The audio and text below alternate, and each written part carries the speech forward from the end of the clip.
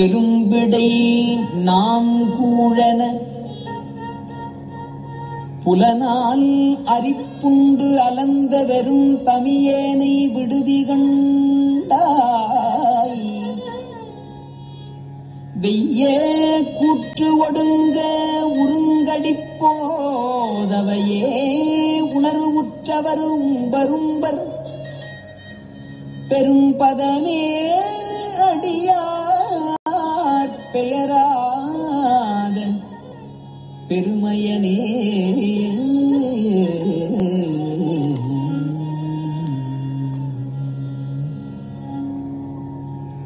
சிற்றம்பலம். ஹர பார்வதி பதே ஹர மகாதேவா. தென்னாடுடைய சிவனே போற்றி, எண்ணற்றவர்க்கும் இறைவா போற்றி. திருச்சிற்றம்பலம். ஒளியான திருமேனி உமிழ்தானோ மிகமேவும் கழியான வரும் யானை கடல் நாழு மறவாமல் அழியாழுமல தூவும் அடியார்கள் உளமாற வெளியாக வலிதாய வினை கூட நினையாவே. திருச்சிற்றம்பலம். தில்லை குத்தபெருமான் திருவடிகளை மேற்கொண்டு குருமகா சன்னிதானங்கள் பொற்பாதம் பணிந்து அடியவர் பெருமக்கள் பொற்பாதம் பணிந்து இன்றைய திருவாசக சிந்தனையிலே நமக்கு நீத்தல் விண்ணப்பம் என்ற ஒரு அருமையான பகுதியை சிந்திப்பதற்கு இவருடைய திருவருளும் குருவருளும் இங்கே நமக்கு கூட்டி வைத்திருக்கிறது. அந்த நிலையிலே இன்றைக்கு 25வது பாடல். போன தடவை 24 பார்த்தோம். ரொம்ப அருமையாக உள்ளனவே நிற்க இல்லன செய்யும் உமை இல்லன செய்யும் மையல் உற்று உளனி வெள்ளலனை விடுதி கண்டாய். என் மாத்தடக்கை பொள்ளல் நல் வேழத்து உரியாய் புலன் நின்கட் போதல் ஒட்டா மெல்லனவே மொய்க்கும் நெய்க்குடம் தன்னை எறும்பிடவை எறும்பிடவை. நல்ல ஒரு ஓமையை சொன்னார். மெதுவாக மொச்சு எடுக்க அந்த ஒரு நெய் குடம், அதை வேகமாக மொச்சிட்டா கூட பரவாயில்ல, மெதுவாக கொஞ்சம் கொஞ்சமாக அரிச்சு எடுக்குது பாருங்க, அது போல அப்படின்னு ஒரு ஓமையை சொன்னார். இப்போ இந்த அந்தாதி அப்படின்னாலே சொல் மட்டுமல்ல, பொருளும் அந்த தொடர்ச்சி, அந்த பொருள் தொடர்ச்சியும் சேர்ந்து இருக்குன்றது. அதுபோல் இங்கே அந்த எறும்பு, மீண்டும் இங்கே எறும்பு வருது, அங்கே நெய் குடத்தை மெல்ல மெல்ல மெல்ல மெல்ல மொச்சி எடுக்குது. அது ஒன்றும் இல்லை, நம்ம உயிர், இந்த உயிர் இருக்கக்கூடிய உடம்பு, இந்த ஐம்புலன்கள் பொறிகள் இவைகளோடு கூடி நின்ற அதைத்தான் இங்கே மிக அருமையாக அதை சொன்னார். புலன்கள் எல்லாம் அந்த இறைவனை சார விடாமல் மொச்சுக்கிட்டு இருக்குது. அதுவும் வேகமாக இது பண்ணுதா பார்த்தா கிடையாது, கொஞ்சம் கொஞ்சமாக உலகத்தை நோக்கி எடுத்து செல்லிக்கொண்டு இருக்கிறது அப்படின்ற சொன்னார். இப்போ அதே எறும்பவே மீண்டும் ஓமைக்கு கொண்டு வர்றார். எறும்பிடை நான் கூழ் என புலனால் அரிப்புண்டு அலந்த வெறும் தமியேனை உறுதி கண்டாய். வெய்ய கூற்று ஒடுங்க உறும் கடிப்போது உமையே உணர்வு உற்றவர் உம்பர் உம்பர் உணர்வு உற்றவர் உம்பர் உம்பர். இது அப்படியே இந்த உணர்வு உற்றவர் அப்படிலேருந்து உம்பர் உம்பர் அதை அப்படியே ஒரு பிராக்கெட்டுக்குள்ளே கொண்டு வா. ரொம்ப ஒரு மேலான ஒரு வார்த்தை. அதாவது வாசகத்திலேயே மேலான வாசகம் திருவாசகம். அந்த திருவாசகத்திலேயும் மேலான வார்த்தைகள்ன்றது நிறைய இடங்கள்ல இருக்கு. அதில் இது ஒன்று. உணர்வு உற்றவர் உம்பர் உம்பர் பெரும் பதமே அடியார் பெயராத பெருமையனே. அருமையான ஒரு பாடலாக்கி கொடுத்திருக்கிறார் 25வது பாடல்ல. இந்த பாடலும் புலன்களால் ஐம்புலன்கள் மூலமாக நமக்கு வரக்கூடிய துன்பம், அந்த துன்ப நேரத்தில் நமக்கு துணை யாராவது வரமாட்டாங்களா? துணை இல்லாமல் இருக்கிறேனே, நீ என்னை விட்டுறாதப்பா. ஏன்னா இந்த ஐம்புலன்களால் வரக்கூடிய துன்பத்தை நீக்கிறதுக்கு வெளியே இருந்து ஆள் வர முடியாது. வெளியே இருந்து வர்ற ஆளை நம்ம ஏற்றுக்கிடவும் மாட்டோம். ஏன்னா எல்லாமே வினை வயப்பட்டவர். எனக்கு சொல்கிறதுக்கு அவனுக்கு என்ன யோக்கியதை இருக்குது அப்படிமோ. சில நேரம் அப்படி தான் நிறைய விஷயங்களை ஏற்றுக்கவே மாட்டோம். அவன்லாம் சொல்லி நான் கேட்குறதா அப்படின்ற ஒரு ஈகோலாம் நம்மகிட்ட ரொம்ப இருக்கும். இப்போ இந்த இடத்துல அருமையாக சொல்றாய், எப்பா அப்போ இந்த ஐம்புலன்களால் நமக்கு வரும் துன்பத்தை உணர்தல். முதல்ல ஐம்புலன்கள் எனக்கு துன்பம் செய்கிறது அப்படின்னு உணர்தல் முதல் பாயிண்ட். அது யாருக்கு வரும்? நல்ல ஒரு பக்குவம் பெற்றவர்கள். இது தத்துவ ரூபம், தத்துவ தரிசனம், தத்துவ சுத்தியிலே கூட வந்துடும். என்னை கேட்டால் அந்த தத்துவ சுத்தி எங்கே வருதுன்னா 8ஆம் சூத்திரத்தில் வருது. ஆச்சான் வந்த போதுதான், அந்த ஆச்சான் குருவாக இறைவனே வந்த போதுதான் நாம் இப்படி ஐம்புலன்களோடு கூடி உலகத்தை அனுபவித்து கொண்டு இருக்கிறோம். உயிர்க்கு உயிராக இருந்து நம்மை செலுத்தும் இறைவனை அறிய மாட்டாதவர்களாக இருக்கிறோம். இப்படியெல்லாம் ஒரு உணர்வே அப்போதான் எழும்ப ஆரம்பிக்கும். ஆகா, இது தத்துவ கூட்டங்கள், இவைகளெல்லாம் நம்மை கீழ்நோக்கி செலுத்தி கொண்டு இருக்கிறதே அப்படின்ற உணர்வு நமக்கு வர ஆரம்பிக்கும். அதைத்தான் இந்த இடத்துல ரொம்ப அழகாக சொல்கிறார். அதுக்கு ஒரு ஓமை சொல்கிறார் பாருங்க. எறும்பிடை நாங்கூழ் எனன்றது இங்கே ஓம உருவாக அமைந்துள்ளது. அப்போ நாங்கூழ் அப்படின்னா ஒரு புழு. அந்த புழு எப்படி இருக்கு? ஒரு எலும்பே இல்லாமல் இருக்கு. எலும்பு இல்லாத புழுக்கள் நம்ம பார்த்துருப்போம். இந்த நாக்குப்பூச்சின்லாம் சொல்லுவாங்க. எலும்பே கிடையாது, வெறும் அப்படி சதை மட்டுமே இருக்கும். அது நிறைய இடங்களில் இப்போ மண்புழு அப்படியெல்லாம் பார்த்தீங்கன்னா கூட அதுக்கெல்லாம் எலும்பு கிடையாது, சதை பகுதி திரட்சியாக. இப்போ இந்த புழு ஒரு எறும்பு கூட்டத்தில் அகப்பட்டுட்டு அப்படின்னா அந்த எறும்புகள்லாம் ஒன்றா சேர்ந்து அப்படியே அந்த புழுவை மொய்த்து அப்படியே கூடாக்கிரும். உள்ள இருக்க சதை ஈஸியாக அதை எடுத்துரும். எறும்போடைய தன்மை என்னென்னா, இந்த எலும்புகளை லேசில் எடுக்க முடியாது, சதைப்பகுதி, இது மென்மையான சதைப்பகுதி, அதனால எளிதாக எடுத்து அதை கொண்டு வர்றார் பாருங்க. அருமையான ஒரு ஓமையாக.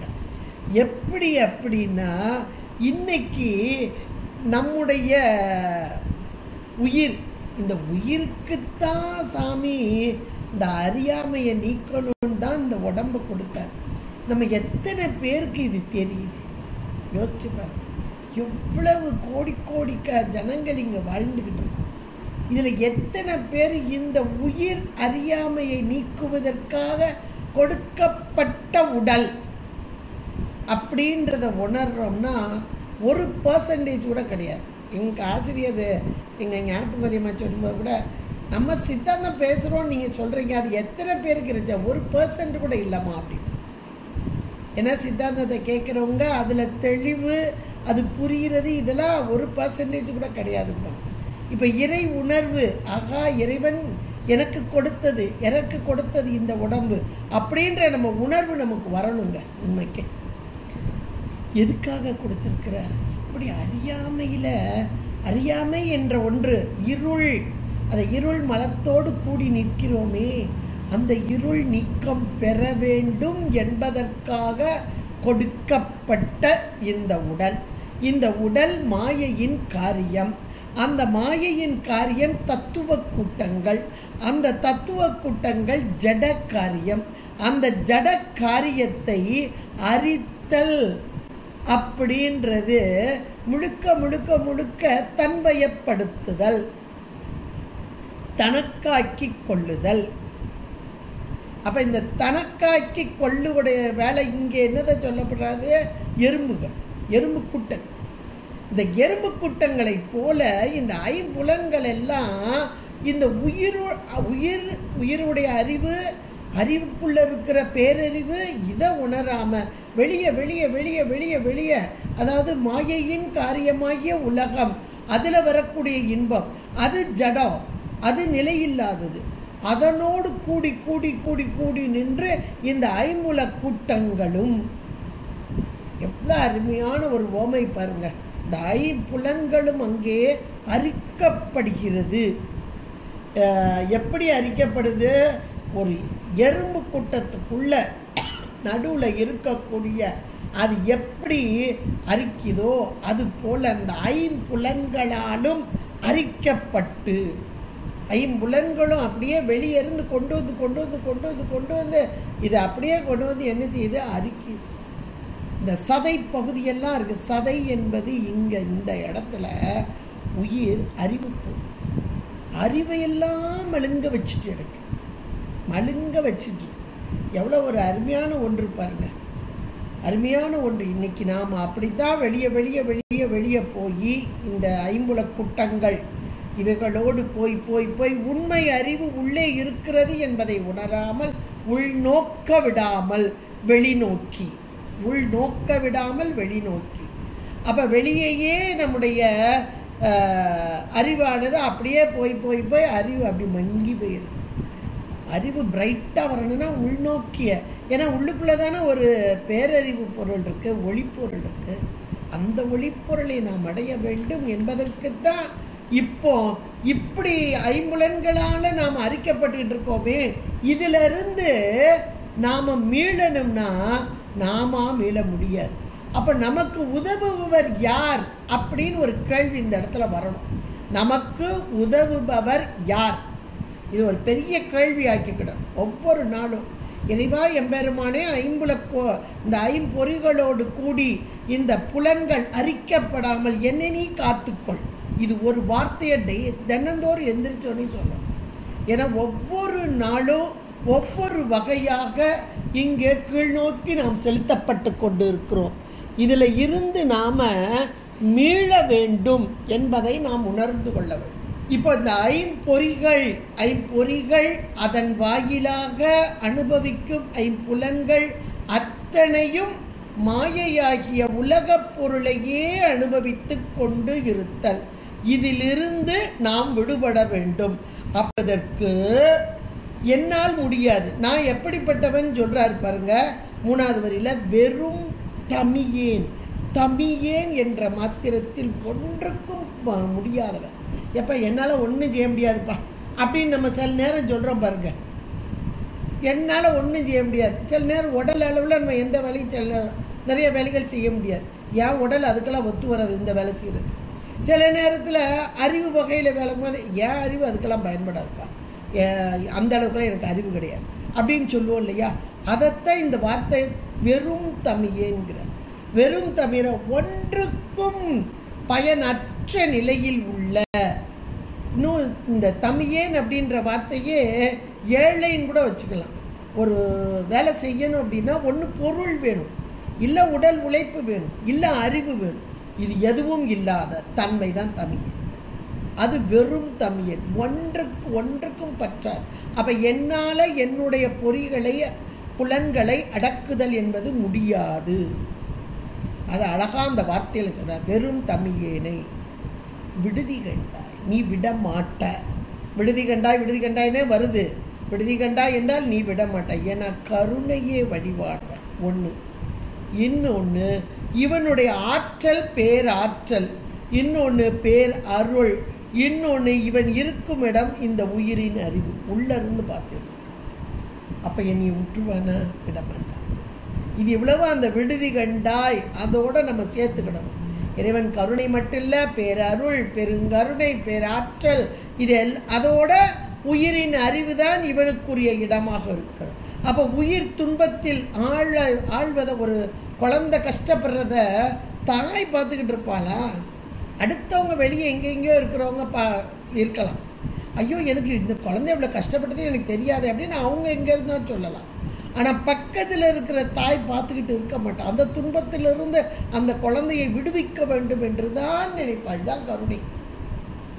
இந்த வார்த்தை தான் விடுதி கண்டா என்னை. ஏன்னா இதிலிருந்து நான் என்னால் விடுபட முடியாது, என்னுடைய செயல் அது அல்ல, எனக்கு முடியாத செயல். ஆனால் நீ உடனாக ஒன்றாக ஆனால் வேறாக இருந்து பார்த்து கொண்டிருக்கிறாய். அதனால் கண்டிப்பாக என்னை விடுவிப்பாய் விடுவிப்பாய் அப்படின்னு அந்த போட்டுட்டு அடுத்து சொல்றாரு பாருங்க. ஏன்னா எப்படிப்பட்டவர், இவருடைய பராக்கிரமம் எப்படிப்பட்டது, சிவபரத்துவம் அப்படின்றது, அவருடைய பெருமைகளை பட்டியல் போடணும் இல்லையா. இப்போ எனக்கு வரக்கூடியது என்ன, இப்பேற்பட்ட துன்பம், இந்த துன்பத்திலிருந்து விடுவிக்கிறது சாமானியமானது காரியம் இல்லை. அப்போ இதை செய்கிறதுக்கு அவனுக்குடைய பேராற்றல் எப்படிப்பட்டது அப்படின்றத சொல்றதுக்கு தான் அடுத்த வார்த்தையை கொண்டு வந்து போடுறாரு. வெய்ய குற்று அப்படிங்கிறார். கூறு குற்றுவன், கூறுபடுத்துதல் என்றால் இரண்டாக்குதல், உயிரையும் உடலையும் வேறுபடுத்துபவன் குற்றுவன், இரு கூறாக்குவன். இவன் எப்படிப்பட்டவன் அப்படின்னா வெய்ய அப்படின்னா கொடுமையானவன். ஏன் இவனை கொடுமைங்கிறாங்க, இவனா செய்கிறான், இவனுக்கு கொடுக்குற வேலையை, இவன் கொடுக்கப்பட்ட வேலை யார் கொடுத்தார், சாமி தான் கொடுத்தார். சாமி எதுக்கு கொடுத்தார், அந்தந்த உயிர்களுக்குரிய வினைக்கு ஏற்றார் போல. அப்போ கொடுக்கும்போது அப்போ அவன் வேலை, அவன் டியூட்டியை தானே அவன் செய்கிறான். அப்போ அவனுக்கு ஏன் இந்த ஒரு வார்த்தையை போடணும், வெய்ய குற்று அப்படின்னு ஒரு வார்த்தையில். வெய்ய அப்படின்னா கொடுமையானவன்ப்பா, எப்பா யமகாத பையன். நம்மளும் ஜெயலை யாரையாவது திட்டும் போதே எப்பா அவன் யமகாத பையன்ப்பா அப்படின்னு நம்ம திட்டுவோம். அப்போ யமகாத பையன்னா கொஞ்சம் கூட ஈவி இறக்கவே இல்லாத அப்படின்ற வார்த்தை தான் அது. இந்த வெய்யன்றது கடுமையான கொடுமையான அப்படின்ற வார்த்தை பொருள் தான் அதுக்கு வெய்ய அப்படின்றது. அப்போ இந்த இடத்துல இறைவன் தான் சொல்கிறார். இப்போது நல்ல சின்ன குழந்தை, இது வயிற்றில் இருக்கும்போதே இறந்து போகிறது ஒன்று இருக்குது, வெளியே வந்து சில மணி நேரத்தில் இறந்து போகிற குழந்தைகள் இருக்குது. கொஞ்சம் வளர்ந்து வரும்போது நல்ல ஒரு பருவத்தில் குற்றுவன், ஐயோ இந்த பருவமா, இது சாகிற வயசா அப்படின்லாம் அழுவாங்க பாருங்க, அது ஒரு பருவம். இன்னும் நல்ல வாலிபமாக வளர்ந்து அப்படியே தளதளன்னு இருக்கிற மரம், இப்போ தான் பூவும் பிஞ்சுமா வரப்போது, காய் கொடுக்க போகிற நேரத்தில் மரம் வெட்டப்படுற மாதிரி உடம்பு நீக்கப்படுது. இப்போ இந்த நேரம்னா போகிறவங்க என்னவோ போயிடுவாங்க, இருக்கிறவங்களுக்கு கஷ்டம், அதெல்லாம் நம்ம கண்ணால் பார்த்துப்போம் ஒவ்வொரு இடத்துலையுமே. இன்னும் காய்ச்சிக்கிட்டு இருக்கும்போது போகிறது மரம், எப்பா எப்படி காய்ச்சி நிற்கிற நேரத்தில் இப்படி எடுக்கப்படணுமா, இதெல்லாம் நம்ம வருந்தி அழுகிறோம் பாருங்களேன். அப்போ இதெல்லாம் யாருடைய வேலை, கூற்றுவன் தான், அவன் வேலை இல்லை, சாமியோட வேலை. இந்த ஆன்மா இவ்வளோ வினை செஞ்சிருக்கு, இந்த வயதில் இது இந்த உடம்பு நீக்கப்படும். ஆனால் இதிலேயே இவனுக்கு பேர் சொல்லியிருக்கு வெய்ய குற்றுவன், இவனுடைய வேலை இல்லை அப்படின்னா இதுக்கு காரணம் இந்த மார்க்கண்டேய மகரிஷியை இவன் அந்த கூறுபடுத்த வரும்போது. அப்போ இந்த கேட்டகரி என்ன அப்படின்னா, இந்த இடத்துல தான் சுவாமி எப்பா என்னை வழிபாடு செய்து கொண்டிருக்கும் என் அடியார், அவங்கிட்ட உன் வேலையை காமிக்கக்கூடாது, கொடுத்துருப்பேன், ஆனால் இவன் வழிபாடு செய்துக்கிட்டு இருக்கிறான் அப்படின்னா அந்த இடத்துல உனக்கு வேலை இருக்கக்கூடாது அப்படின்னு சாமி ஒரு வார்த்தையை போட்டு தான் அனுப்பியிருக்கார். அவர் தான் கொடுத்தாரு. ஆனாலும் இந்த ஆன்மா அந்த நேரத்தில், ஆனால் நிறைய இடங்களில் பார்த்திங்கன்னா அந்த வழிபாட்டை கொஞ்சம் நிப்பாட்டிட்டு அதுக்கப்புறம் தான் இந்த கூற்றுவன் வரக்கூடியதாக இருக்கும். நிறைய நம்ம புராணங்களையும் நம்ம படிக்கிறோம், நேர்லையும் நிறையவே பார்க்குறோம். ஆனால் இந்த மார்க்கண்டேய மகரிஷி இவர் காலத்துக்கு அப்பாற்பட்டவர், ஒன்று காலம் கடந்தவர். இப்போ நாமெல்லாம் கால தத்துவத்துக்கு உட்பட்டவர்கள், இவர் காலம் கடந்தவர். அப்போ காலம் கடந்த நிலையிலேயே சிவபூஜை செய்து கொண்டிருக்கும் நேரத்தில் இவனுடைய வரவு என்பது கிடையாது. அப்படி வந்தால் அந்த நேரத்தில் இந்த கூற்றுவனை தண்டிப்பது யார் என்றால் இறைவனே. இதுதான் நமக்கு திருக்கடையூர் என்று சொல்லக்கூடிய அந்த தலத்திலே காலனை காலால் உதைந்த, எல்லாருக்கும் காலம் செய்யக்கூடிய அந்த கூற்றுவன் அவன் ஒடுங்கும் வண்ணமாக, அதான் அந்த வெய்யன்ற வார்த்தையும் கொடுமையான தன்மை கொண்ட கூற்றுவன் ஒடுங்க. மற்ற இடத்துல எல்லாம் வரல சாமி, மற்ற இடத்துல எல்லாம் வரல. அப்ப யார் இறை வழிபாடு செய்து கொண்டிருக்கிறார்களோ, இறைவனை தியானித்து கொண்டிருக்கிறார்களோ அவர்களுக்கு கூற்றுவன் வர முடியாது. இதை அப்படியே மனசுக்குள்ள ஆழமா பதிய வச்சுக்கோங்க. இந்த வார்த்தை அதுதான். வெய்ய என்ற மாத்திரத்தில் கூற்றுவன் தன்னுடைய தொழிலை செய்து கொண்டிருந்தாலும் அவனுக்கு விதிக்கப்பட்ட விதி என்ன என்றால், இறை வழிபாடு பூசை செய்து கொண்டு இருக்கும் அந்த ஆன்மாக்களுடைய உடம்பு எடுப்ப, அதுவும் அந்த நேரத்தில் எடுப்பதற்கு இவனுக்கு அதிகாரம் கிடையாது. அந்த நேரத்தில் உள்ள கூற்றுவனைத்தான் இந்த இடத்துல வெய்ய கூற்று. அந்த கூற்றுவன் ஒடுங்க, அவனுக்கு அந்த கூற்றுவன் என்றது இந்த யமன். அந்த யமன் அவனும் ஒரு பசுவே, ஆனால் தவ முதிர்ச்சியினால் அவனுக்கு அந்த தொழில் கொடுக்கப்பட்டது. இந்த வேலை கொடுத்துருக்கார், கொடுத்தவர் சாமி தான். அப்போ அந்த பசுவுடைய உடல் வேறு உயிர் வேறாக பிரித்தல் தான் ஒடுங்க. அந்த வார்த்தை ஒடுங்கன்றது அதை அண்டர்லைன் பண்ணிக்கோங்க. ஒடுங்குதல் என்றால் உடல் வேறு உயிர் வேறாக பிரித்தல். இது அவருடைய வேலை தான். ஆனால் இந்த இடத்துல சாமியே வர்றாரு. ஏன் வர்றாருன்னா, இந்த கூற்றுவன் தன் இறைவனுடைய வார்த்தையை மீறினான், வெய்யவனாக, கொடுமையானவனாக. கொடுமை என்பது இறை வழிபாடு செய்து கொண்டிருக்கும் ஆன்மாக்களிடம் தன் கரிவரிசையை காண்பித்தான். அப்போது அவனே அங்கே இருகுறாக்கப்பட்டான். ஒடுங்க, அருமையான ஒரு வார்த்தை. அதை அப்படியே பிராக்கெட்டுக்குள்ள கொண்டு வாங்க. இப்படிப்பட்ட இறைவன், இப்படிப்பட்ட இறைவன். அப்ப எவ்வளவு பேர் ஆற்றல், பேர் அருள் கொண்ட இறைவன். இந்த இறைவனுடைய இது எதனால? இப்போ ஒரு நிமிஷம் யோசிச்சு பாருங்க. திருக்கடையூர் கால சம்ஹார மூர்த்தம், கால சம்ஹார மூர்த்தியாக வந்த இறைவன் தன்னுடைய காலால், இடது காலால் அந்த கூற்றுவனை ஒடுங்க வைத்த தன்மை. இப்போ அந்த திருவடி, துக்கிய திருவடி, குஞ்சித பாதம், தாமரை போன்ற மலர் பாதம். அடுத்த வார்த்தை அதுதான் என்னுடைய திருவடி. உறும் கடி போது, உறும் கடி போது. உரு, நனி, கடி எல்லாமே ஒரே பொருளை தரக்கூடியது தான். இங்கு கூற்று ஒடுங்க உறும், அந்த இடத்துல இந்த உருன்றது சேர்தல் என்பதாக இங்கே சேர்த எதை கடி போது, நல்ல மனம் மிகுந்ததாக. என்ன மனம் அப்படின்னா, என்ன மனம்? ஞான மனம். ஞானமே வடிவான திருவடி, ஞான திருவடி, தாமரை மலர் போன்ற திருவடி. அந்த மலர் தாமரை மலரா? ஞான மலர், ஞானமே வடிவான திருவடி. அதைத்தான் இங்கே உறும் கடி போது அமைய உணர் உற்றவர். இந்த இடத்த உணர்ந்த, உணர்ந்த, உணர் உற்ற. இந்த உணர் உற்ற என்ற மாத்திரத்தில் இந்த திருவடி, தூக்கிய திருவடி, காலனுக்கே காலன் செய்த திருவடி. அது எப்படிப்பட்ட திருவடி? மனம் மிகுந்த திருவடி, மலர் போன்ற திருவடி, ஞானமே வடிவான திருவடி. இந்த திருவடியை உணர்ந்தவர்கள், அவ்வளவுதான். இந்த திருவடியை உணர்ந்தவர்கள்.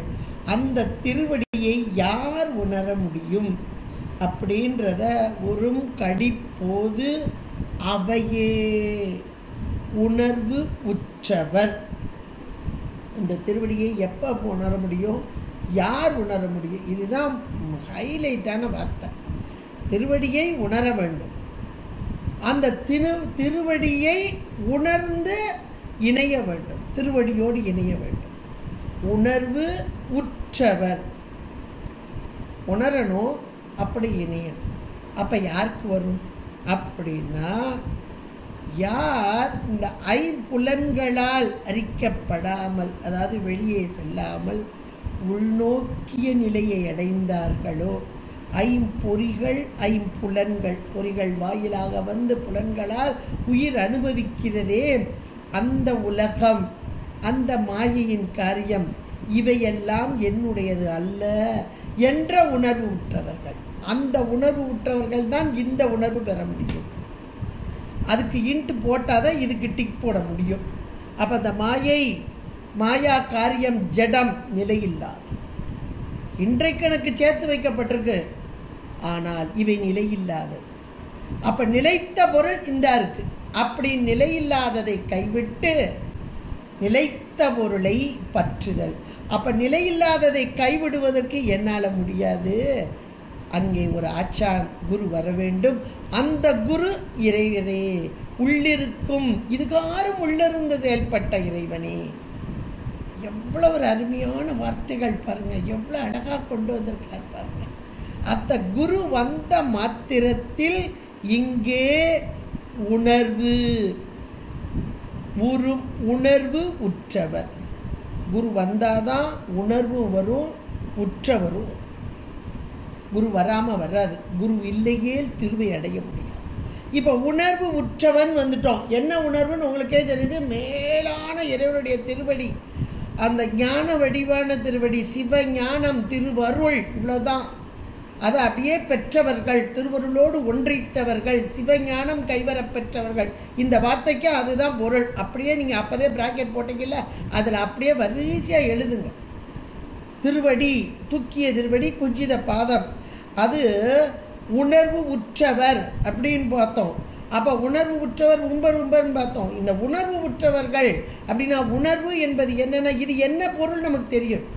இப்போ நம்ம முன்னாடி ஒரு பொருள் கொடுத்துருக்காங்க அப்படின்னா, இது என்னங்க பார்க்க நல்லா இருக்கே, என்னன்னு தெரியலையே அப்படின்னா, நல்லா பாரு அப்படிம்பாங்க சில நேரம்.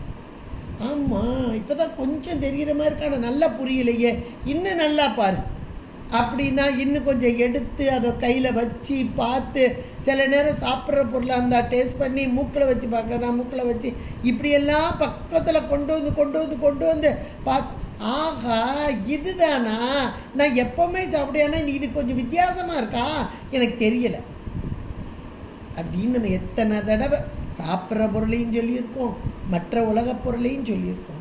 இப்படி உலகப் பொருளுக்கே இப்படி நல்லா பார்த்து கூர்ந்து ஆராய்ந்தால் தெரிகிறது, நமக்குள்ளேயே இருக்கும் ஒரு பொருள் நம்மை நடத்தும் பொருள் என்பதை நாம் அறியாமல் இருக்கோம். இதுக்கு காரணம் இந்த ஐம்புலன்கள் தான். அது வெளியே போய் அரிச்சுக்கிட்டு உட்காந்துருக்கு. உள்ளே இருக்கிற பொருளை நம்மளால் தெரிய முடியாமல் உட்காந்துருக்கு, தெரிய ஒட்டாமல் இருக்குது. வெளியே இருக்கிற கதவை அடைச்சிட்டோம்னா உள்ளே இருக்கிறது நமக்கு தெரியும். இப்போ உள்ளே இருக்கிறது தெரியா இருக்கும்போது அந்த பொருளுடைய ஆற்றல் எப்படிப்பட்டது, வெய்ய கூற்று ஒடுங்கச் செய்த பொருள் இது. ஞானமே வடிவான பொருள் இது. இதை உணர்வு உற்றவர் உணர்ந்து அதனோடு இணைந்தவர்கள், திருவருளோடு சிவஞானத்தோடு ஒன்றித்த அவர்கள் யாரா? உம்பர். ஒரு உம்பர்ல, உம்பர்னா தேவர்கள், இம்பர்னா மனிதர்கள். இப்ப உம்பர்னா தேவர்கள். ஆனா தேவர்கள் ரெண்டு வார்த்தையை தூக்கி போடுறாரு. காரணம் இல்லாமல் போட மாட்டார். ஏன்னா மேலான நிலையில் இருக்கிறவங்க இவங்கெல்லாம். மணிவாசக பெருந்தகை அந்த அனுபவத்தில் இருக்கிறவங்க, மேலான அனுபவத்தில் இருக்கிறவங்க நமக்காக இறங்கி வந்து தந்த இந்த வார்த்தை. உம்பர் மேலான தேவர்கள், தேவர்களுக்கும் தேவலோகம், தேவர்களுக்கும் தேவலோகம், தேவர்களுக்கும் தேவரானவர். எவ்வளோ ஒரு அருமையான வார்த்தை பாருங்க. மேலான தேவர்கள்ன்ற கேட்டகரி நமக்கு தெரியும். சாலோகம், சாமீபம், சாரூபம், சாயுஜ்யம், 4 நிலை இருக்கு. இதில் இவர் மாணிக்க வாசகர் எந்த நிலையில் இருக்கார்? சாயுஜ்யத்தில் இருக்கார், மேலான நிலையில் இருக்கார். சிவபதம், அந்த சிவபதம் என்பது மீண்டு வராத நிலை. மற்றதெல்லாம் மீண்டு வரும், சாலோகம்லாம் மீண்டு வரும். இப்போ சாயுஜ்ய பதவி, அதான் உம்பர். தேவலோகத்துக்கு மேலே வானோர்க்கும் உயர்ந்த உலகம்ட்டார் வள்ளுவநாயனார். இவ்வளோ அழகாக சொல்லியிருக்கார், வானோர்க்கு உயர்ந்த உலகம். அப்போ வானோர்கள்னு ஒரு கேட்டகரி இருக்குது, அதுக்கு மேலே ஒன்று இருக்குது, அதுதான் சிவ சாயுஜ்யம். என்று இந்த சாயுஜ்ய பதவி தான் மாணிக்கவாசகருக்கு. இவர் அங்கிருந்து தான் நமக்கு சொல்றார், அருள் பாலிக்கிறார். உயிர்களாகிய நாம் இந்த நிலைக்கு வரணும் அப்படின்னு கையை பிடிச்சு கூப்பிடுற மாதிரி கூப்பிடுறார். வாங்க வாங்க வாங்க வாங்க. எவ்வளவு ஒரு மேலான ஒரு நிலை தெரியுமா? இங்கே இருந்து அப்படியே எறும்புகள்லாம் அரிச்சுக்கிட்டு கிடக்கக்கூடிய அந்த நாங்கூளை போல இவ்வளவு துன்பத்தை அனுபவித்து கொண்டிருக்கிறீர்களே, மேலான ஒரு இன்பம் இங்கே இருக்கிறது. அவர் அனுபவித்தார், அந்த இன்பத்தை நமக்கு உணர்த்துகிறார். இங்க வாங்க அப்படின்ன மாதிரி. இறைவன் எவ்வளவு கருணையாளன், எவ்வளவு கருணை. இந்த கருணையினால் இங்கே மேல் நோக்கி வாருங்கள், மேலான ஞான திருவடியை அடையுங்கள், சிவ ஞானத்தை அடையுங்கள் என்ற வண்ணமாக அந்த இடத்தை சொல்றாரு. அவையே உணர்வு உற்றவர். அந்த திருவடி பேரு திருவருள் சிவஞானம் கைவரப் பெற்றவர்கள் எப்படிப்பட்டவர்கள்? உம்பர் உம்பர் பெரும் பதம். பெரும் பதம், பதம்னா அந்த இடம், மேலான உலகம். அந்த உலகம்தான் இறைவன் எம்பெருமான் அங்கே சாநித்தியமாக இருக்கக்கூடிய அந்த திருக்கைலாயம். இறைவனுடைய திருவடி சார்பு பெறுதல் இந்த பெரிய ஒரு சாயுஜ்ய பதவின்னு தான் சொல்லணும் இது. ஏன்னா சாயுஜ்யன்றது மேலான ஒரு பதவி. அந்த பதவியை நாம் அடைய வேண்டும். அவர் அடைஞ்சிட்டாரு. அடைஞ்சவங்க தானே நம்ம சொல்ல முடியும். இப்போ ஒரு இந்த பிள்ளைங்க படிச்சுக்கிட்டு இருக்கிறாங்க அப்படின்னா, ஒரு ஐஏஎஸ்க்கு படிக்கிறாங்கன்னா அதுக்குரிய கைடன்ஸ் யார் கொடுக்க முடியும்னா, ஏற்கனவே படித்து அதில் தேர்ந்தவங்க சில நூல்கள் செய்வாங்க. இந்த நூல்கள் மூலமாக படித்து நீங்கள் மேல்நிலைக்கு வரலாம், இது உங்களுக்கு உறுதுணையாக இருக்கும் அப்படின்னு அந்த ஒரு நூல் செய்வாங்க. அந்த நூல்களை படிப்ப இவங்களாம் இந்த கல்வியெல்லாம் கொடுத்துருக்காங்க, ஹிண்ட்ஸ் கொடுத்துருக்குறாங்க, இப்படியெல்லாம் வரும்னு இருக்காங்க, இதை படிப்போம். அப்படி தானே இன்னைக்கு கல்வியில் பாருங்களேன், அப்படி இருக்கா? இது ஞானம் இல்லையா? அப்போ அந்த நிலையை அடைந்தவர் அவர் அங்கே இருந்து நம்மளை கூப்பிடுறார், இங்கே இருக்கிற நம்மளை கூப்பிடுறார். மாயையாகிய காரியத்துக்குள்ளே அமிழ்ந்து கொண்டு கீழே கீழே கீழே போய்கிட்டு இருக்கோம், பிறவின்ற கடல்ல ஆழ்ந்துகிட்டு இருக்கிறோம். நம்மை கைப்பிடிச்சு தூக்குவது போல இங்கே அழகாக கூப்பிடுகிறார். அதான் உணர்வு உற்றவர் உம்பர் உம்பர் பெரும் பதமே. ஒரு ஏகாரம், அந்த பெரும் பதமே. இந்த பெரும் பதம் மேலான, எல்லாவற்றிற்கும் மேலான அந்த பேரு, அந்த பெரும் பதமே. அடியார் பெயராத பெருமையனே. அந்த அடியார்கள் இன்னொரு வார்த்தையும் சேர்த்து சொல்றாரு, பதமே அப்படின்ட்டாரு. மேலானதான அந்த பதவி, ஒரு பதவினே வச்சுக்கோங்களேன், சாயுஜ்ய பதவி. அந்த பதவியை அந்த அடியார்கள், எந்த அடியார்கள்? அந்த உணர்வு உற்றவர்கள், திருவடி ஞானம் பெற்ற உணர்வு உற்றவர்கள். அவர்கள் பெரும் பதமே. அந்த அடியார் அடுத்த ஒரு அருமையான இன்னொரு வார்த்தை கொடுக்குறாரு பாருங்க, பெயராத. பெயராதன்னா அவங்க ஒரு தடவை இங்க வந்துட்டாங்கன்னா மீண்டும் கீழ் நோக்கி செல்ல மாட்டாங்க. இதுதான் இதுல இருக்கிற ரொம்ப இன்னும் ஹைலைட்டான வார்த்தை, பேராத. நம்ம இப்ப இன்னைக்கு ஒரு பதவியில இருக்கிறோம் அப்படின்னா அந்த பதவியிலேருந்து கீழே இறங்கிடுறாங்கல்ல, மீண்டும் நம்ம அவங்கள செலக்ட் பண்ணி தான் மேலே கொண்டு வரோம். இப்போ சாதாரணமான ஒரு உலகியலில் இருக்கக்கூடிய எந்த நிலையாக இருந்தாலுமே கீழே ஒரு வேலை பார்க்குறாங்க, டீச்சர் வேலை பார்க்குறாங்க, எவ்வளோ காலம்? ஒரு 60 வயசு. திரும்ப வேலையை விட்ட வேலையில் இருக்கிற வரைக்கும் அவங்களுக்கு இருக்க மரியாதை மதிப்பு எவ்வளவு இருக்கும். பார்க்குறவங்களாம் விஷ் பண்ணுவாங்க, போகிறவங்களாம், இந்த பிள்ளைங்களாம் அவ்வளோதான் மதிப்பு. ஆனால் வேலையை விட்டுட்டு வீட்டில் இருக்கும்போது வந்தால் வந்து பார்க்க வர்றாங்க, இல்லது ரோட்டில் பார்த்தா கூட விஷ் பண்ணுவாங்களான்னா ரொம்ப ரொம்ப குறைவு. யோசிச்சு பாருங்கள். அப்போ எப்பா வேலை பார்க்கும்போது எப்படியெல்லாம் மரியாதையும் மதிப்புமாக இருந்துச்சு, இப்போ பாரு திரும்பி கூட பார்க்க மாட்டேங்குது. நம்ம பார்த்து இப்போ பிள்ளைகளுக்கு இவ்வளோ செஞ்சோம், இவ்வளோ நல்லா வந்துச்சுங்க, நம்மளை இதெல்லாம் நம்ம சாதாரணமாக உலகில் சொல்லிகிட்டு இருக்கோம் இல்லையா? ஆனால் இந்த இறைவன்ற இந்த சாயுஜ்ய பதவியை பெற்றவர்களுக்கு ஒன்ஸ் பெற்று விட்டார்கள் என்றால் பெயராத, மீண்டு கீழே இறங்கி வர. அவங்களுக்கு பதவி காலம் முடிஞ்சதெல்லாம் கிடையாது, அது பதவி தான், சாயுஜ்ய பதவி தான். ஆனால் அதிலிருந்து அவங்க ரிட்டையர்மெண்ட்டு கிடையாது, நீங்கள் கீழே இறங்கிடுவீங்கன்னு பயம் கிடையாது. ஒன்ஸ் ஏறிட்டோம் அப்படின்னா, பதவியை பிடிச்சிட்டோன்னா மீண்டும் பெயராத. ஏன் அப்படின்னா இந்த இறைவன் பெருமையன், மேலான பெருமையன். இவன் நம்மை விட மாட்டான். அதுதான் நாம் வர்றோம் வரலாம் கிடையாது, இவன் விடமாட்டான். பெயராத பெருமையனே, அந்த இறைவனுடைய மேலான பெருமை இதுதாங்க. ஒரு தடவை அங்கே போயிட்டோன்னா நம்மளை வெளியே விட மாட்டான், அப்படியே அணைத்து வைத்து கொள்வான். அந்த திருவடியிலே, அந்த திருவடி ஞானம் என்று சொல்லக்கூடிய அந்த பேரின்ப நிலை, பேரின்ப நிலை சாயுஜ்ய பதவி, அதில் உக்காத்தி வச்சிட்டான்னா நம்மளை அசைய விட மாட்டான். அதுதான் அவனுடைய பெருமை என்று அனுபவித்து கொண்டிருக்கிற மணிவாசகர். அந்த அனுபவ நிலைக்கு வந்த மணிவாசகர் நம்மை நோக்கி சொல்கிறார். மற்றவங்க சொன்னால் நம்ம நம்ப மாட்டோம். இப்போ நல்ல ஒரு ஐஏஎஸ் கலெக்டரு, நான் படிக்கிறதுக்கு இந்த நூல்களெல்லாம் எனக்கு மிகவும் உறுதுணையாக இருந்தது, நீங்களும் படித்து பயன்பெறுங்கள்னு ஒரு ஐஏஎஸ் இவ்வளோ தூரத்தில் வந்து ஃபஸ்ட்டு ரேங்க் ஹோல்டராக வந்து மேலே வந்தார், கோல்டு மெடலிஸ்ட்டுன்னு எல்லாம் பத்திரிகைகள்லாம் ஊடகம் சொல்லும்போது அவர் ஒரு பேட்டியில் இப்படி சொன்னால், அவர் சொன்ன நூல் எது அப்படி தேடி பிடிச்சி கண்டுபிடிப்போம் இல்லையா, அதை படிக்க ஆரம்பிப்போம் இல்லையா. யார்? அந்த ஐஏஎஸ் படிக்கிறவங்க. நம்ம படிக்க மாட்டோம். ஐஏஎஸ்க்கு வந்து தகுதி பெற்று அதில் படித்து அதில் வரணும்னு வர்றாங்க இல்லையா, அந்த மாணவர்கள் ஐஏஎஸ்க்கு வரணும், அந்த மாணவர்கள் அந்த நூலை படிப்பாங்க. இதே போல் அடியார் என்னுடைய திருவடியே சதாகாலம் நினைத்து கொண்டு இருப்பவர்கள், சதா காலமும் இறை நினைவை விட்டு மாறாமல் இருப்பவர்கள், வாக்காலும் மனத்தாலும் காயத்தாலும் இறை வழிபாடு செய்யும் அடியவர் பெருமக்கள், அவர்கள் சதா காலமும் இறைவனை நினைப்பதால் இந்த உலக மாயையிலிருந்து விடுபட்டவர்கள்.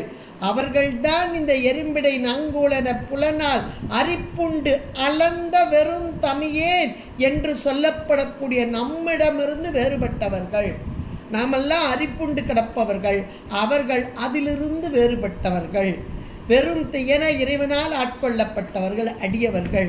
அந்த வெறும் தமியேனை விடுதி கண்டாயப்பா, என்னால் வர முடியாது, நீ பார்த்து எனக்கு இதிலிருந்து விடுபடக்கூடிய தன்மையை தா என்று கேட்டு விடுதி கண்டாய், நீ விடமாட்ட, என்னை பற்றிக்கொள், சீக்கிரமாக பற்றிக்கொள், உன்னுடைய திருவடி சார்பு பெறவை என்று சொல்லி, நீ எப்படிப்பட்டவன், வெய்ய கூற்று ஒடுங்கச் செய்தவன், வெய்ய கூற்று ஒடுங்க, அப்படிப்பட்ட அந்த திருவடி, அந்த உறும் கடிப்போது அவையே உணர்வு உற்றவர். அந்த திருவடி பேரு, அந்த திருவடியின் பெருமையை உணர்ந்து திருவடியை பற்றியவர்கள். உணர்வு உற்றவர் யார் என்றார்? உம்பர் பெரும்பதமே, தேவர்களுக்கெல்லாம் மேலான தேவனாக இருக்கக்கூடிய அந்த இறைவனின் திருவடியை பெரும் பதமே அந்த அடியார். அப்படிப்பட்ட அடியார்கள் பெயராத இடத்தை விட்டு, அந்த இன்பத்தை விட்டு நீங்காத நிலையை தரச் செய்யும் பெருமையனே, அடியார் பெயராத பெருமையனே. இப்போ என்ன ஒரு அருமையான ஒரு பாடல்! நம்ம துன்பத்திலிருந்து நம்மை, இந்த புலன்களால் விளையக்கூடிய துன்பத்திலிருந்து நம்மை விடுவிப்பவர் இறைவனே. விடுவிப்பவர் மட்டுமில்ல, இறை சார்பு பெற வைப்பவனும் அவனே. இறை சார்பு பெற்றதால் பெரும் பதம், உம்பர் என்று சொல்லக்கூடிய அந்த தேவர்களுக்கெல்லாம் மேலான சாயுஜ்ய பதவியை தருபவனும் அவனே. அந்த சாயுஜ்ய பதவியிலிருந்து நம்மை நீங்காமல் காப்பவனும் அவனே. எத்தனை கேட்டகரியை போட்டார் பாருங்க இந்த பாட்டுக்குள்ள. எவ்வளோ பெரிய பொருளை அப்படியே பொதிஞ்சு வச்ச மாதிரி அந்த வாசகமாக்கி சொல்லாக்கி கொடுத்திருக்கிறார் என்றால் சாதாரணமான திருவாசகம் அல்ல, திருவாசகம், திருவின் வாசகம். இறைவனுடைய வாக்கு உயிர்களாகிய நாம் பலன் பெற வேண்டும் என்ற இறைவாக்காக இந்த மானுடச் சட்டை தாங்கி வந்து, மணிவாசகர் என்ற மானுடச் சட்டை தாங்கி வந்து நமக்காக தந்த அருமையான ஒரு நீத்தல் விண்ணப்பம். பிரபஞ்ச வைராக்கியம் பிரபஞ்சத்திற்குள் சென்று விடாமல் மீண்டும் மீண்டும் நம்மை ஆழ்த்திவிடும். இந்த பிரபஞ்சமானது கீழ்நோக்கிய நிலையை மேல் நோக்கி இறைவனை நோக்கி நாம் செல்ல வேண்டும். இறை வழிபாடு செய்ய வேண்டும். இறைவனை வழிபட வழிபட அவன் நம்மை ஆட்கொள்வான் என்பதை இந்த பாடல் 25வது பாடல். எறும்பிடை நாங்கூழ் என புலனால் அரிப்புண்டு அலந்த வெறும் தமியேனை விடுதி கண்டார். வெய்ய குற்று ஒடுங்க உருங்கடி போது அவையே உணர்வு உற்றவர் உம்பர் உம்பர் பெரும்பதமே அடியார் பெயராத பெருமையினே என்ற அருமையான பாடல் மூலமாக நமக்கு தந்திருக்கிறார் மணிவாசக பெருந்தகையார். இன்றைய நல்ல நாளிலே, அதுலேயும் நல்ல வியாழக்கிழமை குருவாரத்திலே அந்த குருவை சிந்தித்து திருவை அடைய வேண்டும் என்று கூறிக்கொண்டு அனைவரின் பொற்பாதம் பணிந்து உங்களிடமிருந்து விடைபெறுகிறேன். நன்றி, வணக்கம். திருச்சிற்றம்பலம். ஹர ஹர பார்வதி பதே, ஹர ஹர மகாதேவா. தென்னாடுடைய சிவனே போற்றி, எந்நாட்டவர்க்கும் இறைவா போற்றி. திருச்சிற்றம்பலம். சம்பலம். ஹர பார்வதி பதே, ஹர மகாதேவா. தென்னாடுடைய சிவனே போற்றி, எந்நாட்டவர்க்கும் இறைவா போற்றி.